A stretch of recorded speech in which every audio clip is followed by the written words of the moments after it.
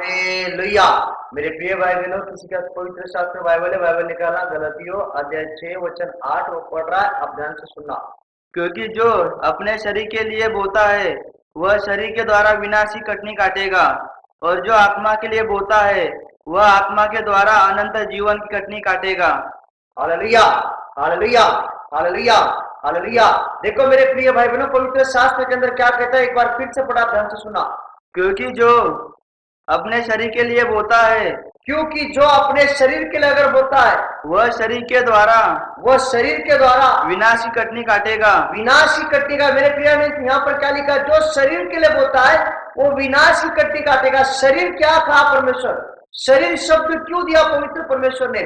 जो इंसान आज शरीर के लिए ही करता है, शरीर यानी क्या है, जो पाप करता है शरीर से करता है, या आंख से देखता है पाप करता है, वो शरीर के लिए अगर वो करता है तो बाइबल क्या कहती है, वो विनाश की कटनी काटेगा। या हम कुछ गलत काम भी करते हैं तो बाइबल क्या कहती है, वो शरीर के लिए किया वो क्या करेगा, विनाश की कटनी काटेगा। आज हमें क्या कर रहे हैं, हमें चेक करना चाहिए, क्या हम शरीर के लिए कर रहे हैं कि हम आत्मा के लिए कर रहे हैं, वो हमें चेक करना चाहिए। आज मेरे प्रिय प्रिय बहनों, अगर आत्मा के लिए करते हैं तो बाइबल क्या कहती है, तू शरीर के लिए नहीं परंतु आत्मा की कटनी काट रहा है। आत्मा की कटनी मतलब क्या होता है, हमें परमेश्वर की आत्मा के लिए करना है, शरीर के लिए नहीं। शरीर के लिए करना मतलब क्या है, दुर्बल है। शरीर की कटनी क्या होती है और आत्मा की कटनी क्या होती है? यदि हम शरीर के लिए जिएंगे तो शरीर क्या कहता है, विनाश की कटनी के ओर लेकर चल रहा है। अगर हम आत्मा के लिए करेंगे तो हम क्या कर सकते हैं, परमेश्वर के स्वर्ग में प्रवेश कर सकते हैं। अगर हम स्वर्ग में जाना है तो हमें क्या करना चाहिए, आत्मा का जीवन जीना चाहिए। यदि हम आत्मा का जीवन जिएंगे तो हम स्वर्ग में जाएंगे। उदाहरण देता हूं, शरीर की कटनी बहुत सारी चीजें। शरीर की कटनी मतलब क्या होती है, एक होता है इंसान पाप करता है, वो क्या कर रहा है, शरीर की कटनी कर रहा है, गुनाह कर रहा है, वो शरीर की कटनी कर रहा है। विचार बेविचार करता है, वो शरीर की कटनी काट रहा है, वो आत्मा के लिए नहीं कर रहा है। हमें शरीर के लिए नहीं करना है परंतु हमें क्या करना है, आत्मा के लिए करना है। यदि हम आत्मा के लिए करेंगे तो परमेश्वर क्या कर सकता है, तुम्हारे जीवन में चमत्कार कर सकता है। वो परमेश्वर क्या करता है, तुम्हारे जीवन में मिराकल कर सकता है। परमेश्वर तुम्हारे जीवन में क्या कर सकता है, अगर आत्मा के लिए करोगे तो वो परमेश्वर तुम्हारे रात और दिन चमत्कार कर सकता है। अगर आत्मा के लिए हम करेंगे तो हमें आज से क्या करना चाहिए, आत्मा के लिए करना चाहिए, शरीर के लिए नहीं।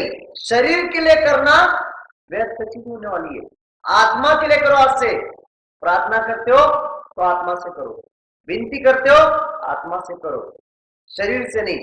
शरीर क्या है, दुर्बल। मैं कहता हूं शरीर एक दुर्बल चीज है, वह हमें आत्मा से अधिक से ज्यादा प्रार्थना करना है। कटनी क्यों लिखा परमेश्वर, एक बार फिर से बेटा। क्योंकि जो अपने शरीर के लिए बोता है, क्योंकि जो अपने शरीर के लिए बोता है, यहां पर क्या लिखा, क्योंकि जो अपने शरीर के लिए बोता है, हाँ, वह शरीर के द्वारा विनाश की कटनी काटेगा। विनाश की कटनी काटेगा। यहाँ पर क्या लिखा, विनाश की कटनी काटेगा।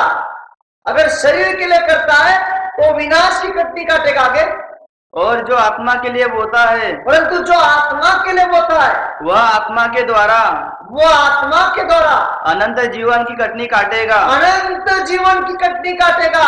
अभी हमें समझना है हम कौन सा काम कर रहे हैं। अनंत जीवन का काम कर रहे हैं कि शरीर का कटनी का काम कर रहे, मतलब शरीर का दुर्बल का काम कर रहे। आज हमें चेक करना है, हमें शरीर के लिए नहीं करना है, जितना हो सके हमें आत्मा के लिए करना है। यदि हम आत्मा के लिए करेंगे मेरे प्रियजनों, तो हमारे जीवन के अंदर परमेश्वर चमत्कार करने के लिए तैयार है। हमारे जीवन के अंदर परमेश्वर मांगने से पहले हमें देने के लिए तैयार है। अगर हम आत्मा के लिए करेंगे तो हमें रात और दिन आत्मा के लिए करना है। हमें रात और दिन पवित्र आत्मा के लिए हमारा जीवन देना चाहिए, और शरीर के लिए नहीं। शरीर की कटनी क्या होती है, शरीर तो बहुत सारा चीज कहता है बुरा करने को।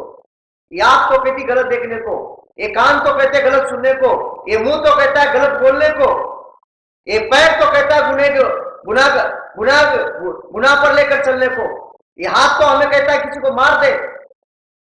वो विनाश की कटनी है सब। ये बाल कहता है हमें उल्टा सुल्टा सिखाता है, हमें हर एक चीज को देखना है। विनाशी कटनी क्यों कहा परमेश्वर, हमें चेक कर रहा है आज। ये शरीर हमसे बहुत सारा चीज मांगता है, बुरा मांगता है, पर जब हमारे अंदर जब परमेश्वर का आत्मा रहेगा तो वो बुरा नहीं मांग पाएगा कभी भी। वो भलाई का परमेश्वर के और बढ़ने के लिए रात और दिन कोशिश करेगा। Hallelujah, hallelujah. आज से हमें क्या करना चाहिए? शरीर के लिए नहीं करना है, आत्मा के लिए करना है। आत्मा के लिए जो भले काम करो। आत्मा क्या सिखाती है आपको? प्रार्थना करने सिखाती है। आत्मा क्या सिखाती है आपको? परमेश्वर के राज्य में बढ़ने को सिखाती है। एक बार फिर से पढ़ा, ध्यान से सुनना। क्योंकि जो अपने शरीर के लिए बोता है हाँ, वह शरीर के द्वारा हाँ, विनाश की कटनी काटेगा, हाँ, और जो आत्मा के लिए बोता है हाँ। वह आत्मा के द्वारा अनंत जीवन की कटनी काटेगा। आत्मा के लिए जो बोता है वो क्या है? अनंत जीवन का परमेश्वर। तो हमें करना क्या चाहिए? क्या शरीर के लिए करना चाहिए कि आत्मा के लिए करना चाहिए? आज हमें अभ्यास करना है, आज हमें सोचना है हम कौन सा काम कर रहे हैं। क्या शरीर का काम कर रहे हैं कि आत्मा का काम कर रहे हैं? अगर हम आत्मा का काम कर रहे हैं तो आपको डरने की जरूरत नहीं है। अगर हम शरीर का काम कर रहे हैं तो आपको घबराने की जरूरत है। घबराने का मतलब आप परमेश्वर के शरीर के लिए काम, परमेश्वर का शरीर के लिए मतलब एक हम अपने एक शरीर के लिए काम कर रहे हैं, हम आत्मा के काम नहीं कर रहे हैं। शरीर किसका है? उस परमेश्वर का है। परंतु हमारे शरीर के अंदर एक दुष्ट आत्मा गलत काम हमें करने को बहुत मजबूर करता है, गलत काम पर हमें बहुत मजबूर करता है, हमें गलत चीजों को लेकर जाने को मजबूर करता है, हमें गलत बातों को लेकर जाने को मजबूर करता है। हम किस के लिए काम कर रहे हैं? क्या शरीर के लिए काम कर रहे हैं कि आत्मा के लिए काम कर रहे हैं? आज से अगर हम शरीर के लिए काम कर रहे हैं, आज से काम बंद करना है, हमें आत्मा के लिए काम करना है। यदि हम आत्मा के लिए काम करेंगे तो हमारे जीवन की हर एक समस्या निकल जाएगी। आप रो रहे हो, आप कोरोना बंद हो जाएगा। आप बीमारी में हो, आपकी बीमारी उखड़ जाएगी। आप परेशानी में हो, आपकी परेशानी करें। परंतु आत्मा के लिए हमें करना चाहिए। आत्मा जब आपको कहती है प्रार्थना करो तो आपको प्रार्थना करना चाहिए। जब आत्मा आपको कहती है आज 1 घंटा नहीं 2 घंटा प्रार्थना कर, तो आपको आत्मा को सुनना चाहिए। शरीर क्या कहता है? मत कर। आत्मा क्या कहता है? कर। तो हम किसका सुन रहे? क्या शरीर का सुन रहे कि आत्मा का सुन रहे? हमें चेक करना आज से। यदि हम शरीर का सुनेंगे तो हम क्या हो सकते? दुर्बल रह सकते मसीह राज्य में। अगर हम आत्मा का सुनेंगे तो हम मसीह राज्य में के अंदर सक्सेस हो सकते हैं। Hallelujah, hallelujah, hallelujah. आज से मेरे प्रिय बहनों, शरीर के लिए मत करना, परंतु आत्मा के लिए अधिक से ज्यादा काम करना। आत्मा स्ट्रांग है, आत्मा सामर्थ्य और ज्ञान से भरा हुआ आत्मा है। वो आत्मा जब हमारे अंदर आएगा तो हम शरीर के लिए काम करना बंद कर देंगे, हम सिर्फ आत्मा के लिए काम करना चालू कर देंगे। जब हम आत्मा से काम करना चालू कर देंगे तब हमारा रिश्ता जीवित परमेश्वर के साथ जुड़ जाएगा। फिर उसकी ताकत, उसकी सामर्थ्य हमारे जीवन के अंदर रात और दिन काम करने वाली थी। वो कभी हमें छोड़ के नहीं जाएगा, कभी हमें दूर नहीं जाएगा। परंतु हमें क्या करना चाहिए? हमें आत्मा के लिए काम करना चाहिए।